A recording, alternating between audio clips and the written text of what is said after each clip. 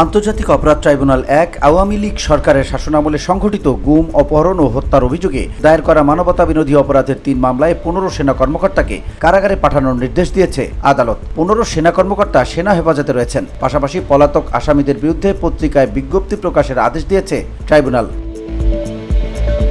বুধবার সকালে বিচারপতি মোহাম্মদ গোলাম মর্তুজা মজুমদারের নেতৃত্বে ৩ সদস্যের ট্রাইব্যুনাল ১ এই আদেশ দেয়। ট্রাইব্যুনালের অপর ২ সদস্য হলেন বিচারপতি মোহাম্মদ শফিউল আলম মাহমুদ ও বিচারক মোহাম্মদ মহিতুল হক এনাম চৌধুরী।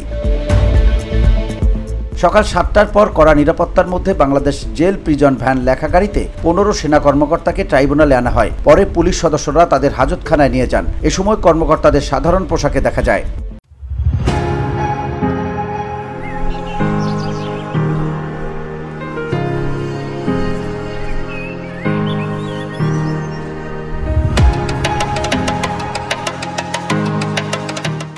তিন মামলায় মোট আসামি ২৮ জন। এর মধ্যে ১৫ জন সেনা কর্মকর্তাকে সেনা হেফাজতে নেওয়া হয়েছিল। গত ১১ অক্টোবর সেনা সদর এক সংবাদ সম্মেলনে তাদের হেফাজতে নেওয়ার কথা জানায়। যাদেরকে কারাগারে পাঠানোর নির্দেশ দেওয়া হয়েছে তারা হলেন brigadier general Mohammad Jahangir Alam, brigadier general Tofayel Mostafa Sarwar, brigadier general Mohammad Kamrul Hasan, brigadier general Mohammad Mahbub Alam, brigadier KM Azad, colonel Abdullah Al Momen, colonel Anwar Latif Khan অবসর প্রস্তুতিমূলক ছুটিতে, lieutenant colonel Mohammad Moshiur Rahman, lieutenant colonel Saiful Islam Sumon, lieutenant colonel Mohammad Sarwar Bin Kashem, lieutenant colonel Mohammad Redwanul Islam, major Rafat Bin Alam, major general Sheikh Mohammad Sarwar Hossain, brigadier general Mohammad Mahbubur Rahman Siddiqui, brigadier general Ahmed Tanvir Mazhar Siddiqui. এই ১৫ জনের মধ্যে ১৪ জন এখনও কর্মরত এবং একজন অবসরকালীন ছুটিতে আছেন।